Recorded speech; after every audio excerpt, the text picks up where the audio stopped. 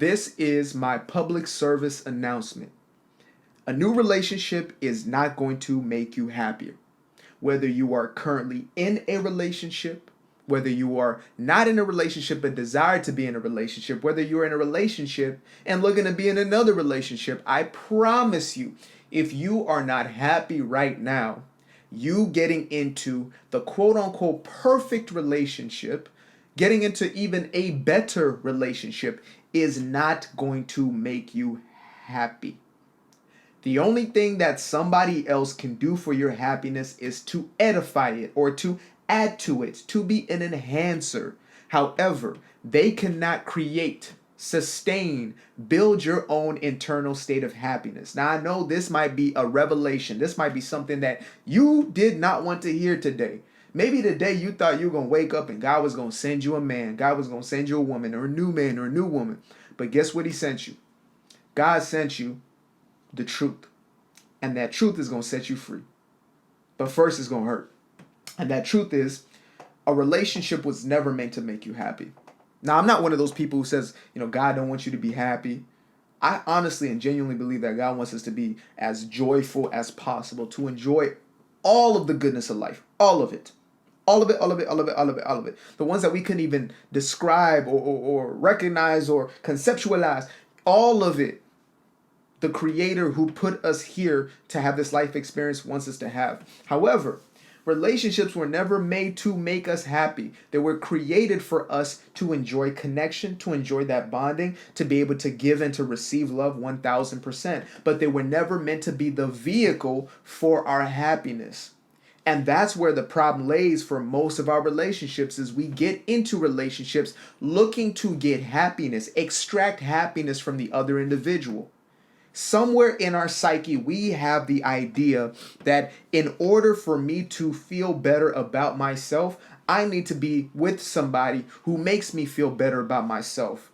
We are not taught that in order for you to feel better about yourself, you need to feel better about yourself. You need to build a stronger, a more worthy self-image, a more loving self-image. No. That's not what we're taught. We're taught if you want to feel better, if you want to experience a genuinely happier experience in this life, you need to go and find somebody. It's the same thing if you want to have fun, you got to go find it out there. If you want to have, joy, you got to go out there. If you want to have validation, you got to go over there.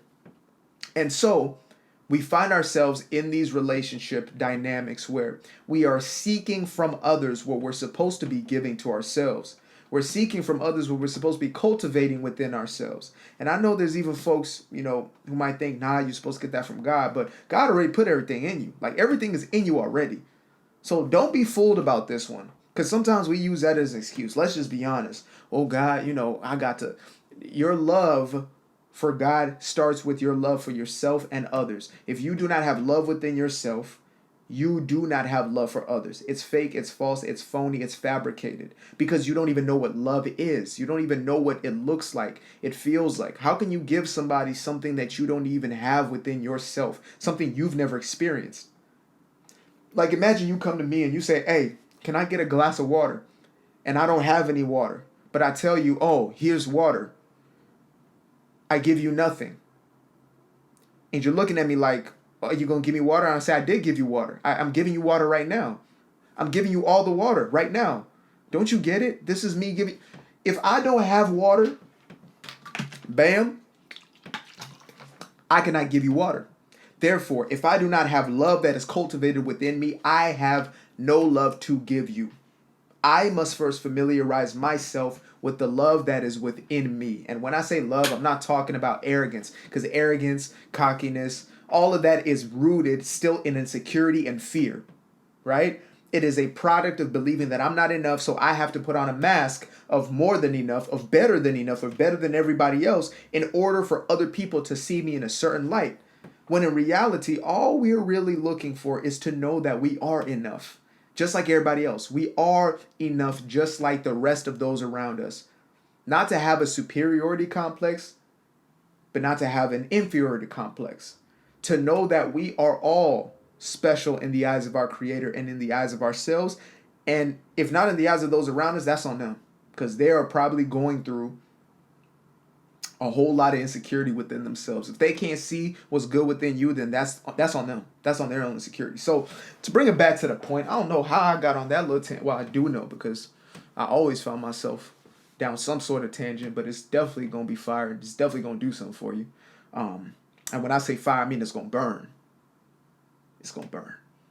So yeah, relationships. We build these relationships, or we seek relationships. We desire relationships from a place of neediness. We desire relationships from a place of neediness. We believe we need somebody else to fill in the gaps that we do not yet have filled. And the only way we can have those gaps filled is by somebody coming in and meeting those perceived needs.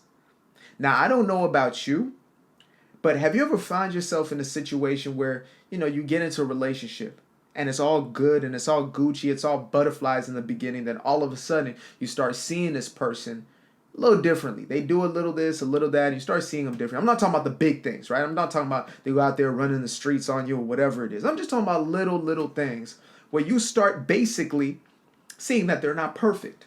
And then you start having moments where it seemed like they appreciated you for every little thing. You know what I mean? You woke up different. You woke up with a booger hanging right here, and they were laughing. They say, "Oh, that's so cute. Oh, I appreciate how you wake up and you just yourself." But then all of a sudden they're no longer giving you that same energy or whatever it may seem, or you believe they're not giving you that same energy. And now you think to yourself, see, I'm not happy. I used to be happy when they were telling me that they appreciate me with the little booger hanging off my nose. But now, see, I can't be happy now. I cannot be happy. So I need a different relationship, or this person has to do something different. And that's what we do to one another. We come in with the expectation of somebody else giving us the world when we're not even willing to give ourselves a blade of grass on that planet. We want somebody to give us the entire universe when we're not even willing to give ourselves a moon. Think about that. How do you think that's going to work out? Long term, short term.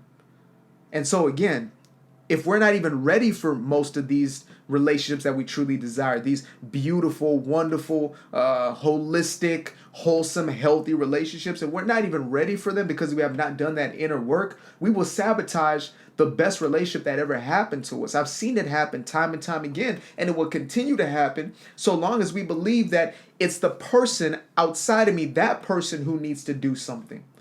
The only thing that person needs to do is the work within themselves. The only thing that person needs to do is to love within themselves, and they extend that love to you.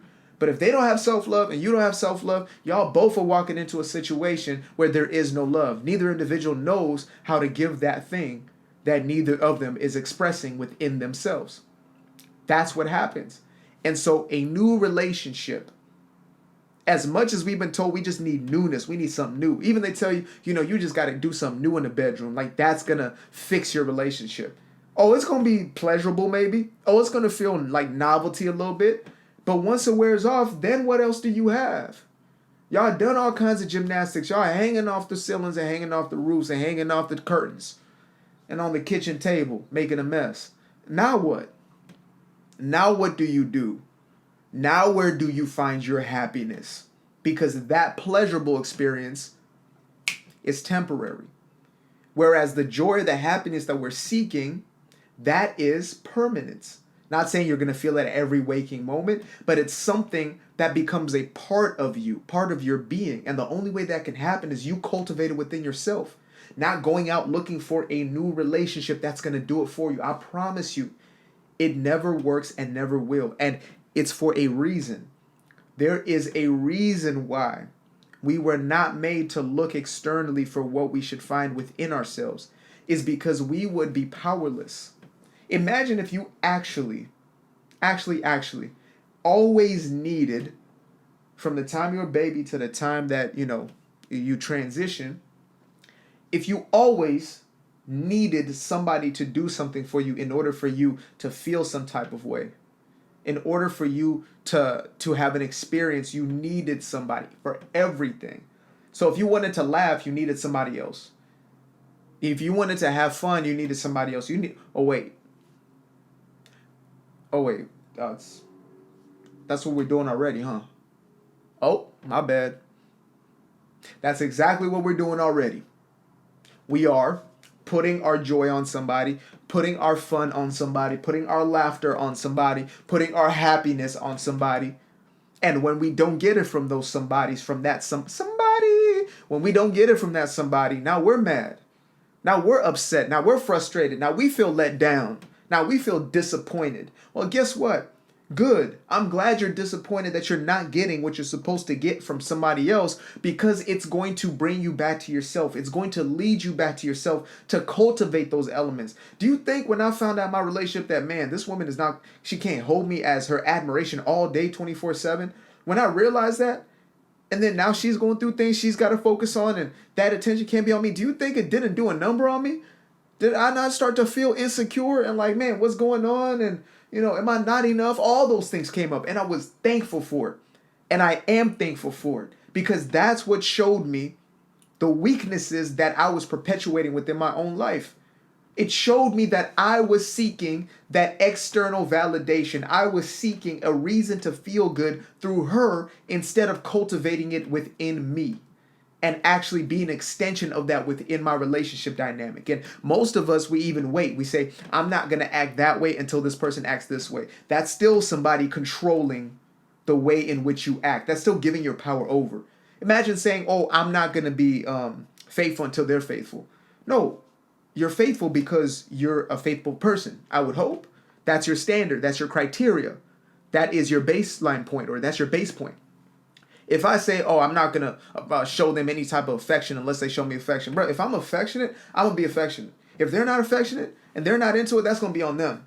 And that's probably going to weasel out at a certain point in time. And I'm attracting myself an individual who has the same level of affection, who's not afraid of that intimacy. Like, that's just what's going to happen, truth be told. But if I walk around resentful, like, oh, you're supposed to give me this. No, sweetheart. My dear. The only thing that person is responsible for is for themselves. The only thing you are responsible for is for yourself. You are responsible for your own happiness. They are responsible for their own happiness. Y'all two can come together, commingle, and y'all can create a very happy situation and edify one another's happiness.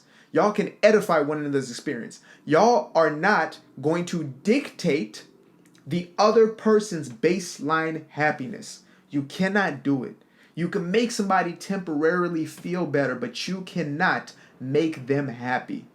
They have to make that decision within themselves. And guess what? Some folk just want to be miserable, and you might just be one of them. And if you are, then you need to take a deep look, an introspective look within, and see what it is that you are holding on to that is a part of that old identity that should have been dropped a long time ago, but you've held on to it because it's giving you a sense of comfort. You need to start looking at what is it that is making me hold on to misery so much that I'm needing somebody else to make me feel better about myself, like a narcotic. Because we turn human beings into drugs when we need them to make us feel a certain type of way. I want you to make me feel this way. Don't that sound like a drug? I don't know. Am I tripping? Maybe I'm tripping. But does that not sound like a drug? If I came to you right now and I said, I want you to make me feel ecstatic, I'm basically saying you are my drug, which means I am giving you my control or my power. Here goes the remote control to my emotions. You make me feel this way. As opposed to me cultivating that joy within myself, cultivating that fun within myself, cultivating that happiness within myself. I need you, an external factor, to make me feel something that I'm supposed to be responsible for. I have made you a drug. Well, it's no wonder why we get addicted to people. I'm just going to let that one sink in. Sometimes we just need to take a break. Like, today I came to preach. For real. I came to actually preach. I'm gonna need a sweat rag soon. I know that part. Even if I'm not sweating, I need that sweat rag like a Pastor T.D. Jakes. So, what is then the solution of this problem we find ourselves in? Well, first and foremost, it's not really a problem. It's not truly a problem. It's a perspective. And the perspective is a wrong perspective or a skewed perspective. And once we are willing to make the shift of our perspective to external and back into internal, then everything changes for us. Because now we start to ask a different question on some chat GPT, GTP type stuff, right? Now we start to ask a different question. And the question we start to ask is this: how do I cultivate that emotion within myself? How do I feel that need within myself? As opposed to, who can I find to fill this need for me? That's the question we start to ask when we shift our perspective from external to internal. When we start to realize that we have within ourselves the very power to create both internally and then externally our own life circumstances and conditions. That part. Now, if this was of value to you, make sure to subscribe to the channel. And if this was something that basically has you turned all the way up and you're ready for an actual change, make sure to book a one-on-one consultation with moi by going into the description below. Click on my Calendly link and book a day, book a time that works for both of us, and we're really going to get to the bottom of this for good. You don't need to be on that therapist couch for 15 years to figure this one out.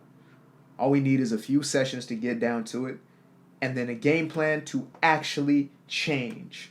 That's it. Because once you make the decision, it's water from there. And I mean water as in, it's downstream, basically. Yeah. So there's that. Anyway, I appreciate you for watching this. Thank you so much for your time, your attention. I love you. I appreciate you. Peace.